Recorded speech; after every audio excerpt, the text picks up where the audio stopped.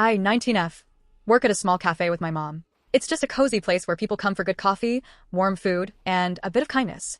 My mom is the gentlest soul you'll ever meet.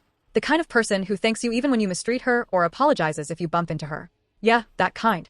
Yesterday, this woman, a couple, walks in all designer bag, oversized sunglasses, and condescension. She orders a chicken salad, eats 90% of it, I'm not exaggerating, then calls my mom over with an attitude. With the most sour face imaginable, she went, "This food tastes like crap. Absolute garbage. I want to write a complaint. Here we have this thing. It's like an official complaint book businesses must provide by law."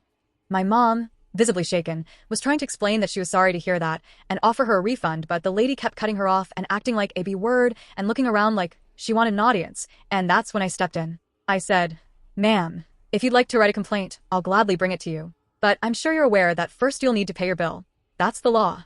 She blinked at me like I just kicked her chihuahua, and she said, and I quote, "You know who I am? I won't pay for the service, I can tell you that." And then enter the husband.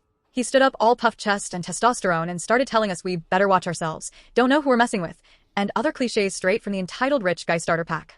My mom was frozen.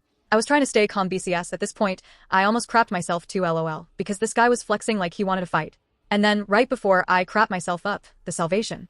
One of our regulars, Carlos, stood up. Carlos is a firefighter, drinks his coffee black, wears a calm face, and once carried an injured golden retriever down 3 flights of stairs. The man's basically an action movie character. He walks over, slow and steady, and goes, "Sir, your wife ate the entire plate. You insulted a woman who cooks with love and gives out free soup to people who can't afford lunch. Now you're trying to intimidate them?" The husband mumbled something macho, and Carlos didn't flinch. He leaned in a little and said, "Either you pay for the food, apologize, and leave, or I call the police, unless you want to solve this in an old-school way." Guess what? They paid.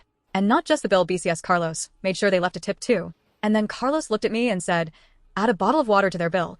She clearly needed something to wash down all that bull's crap." Mic drop. Thank you, Carlos.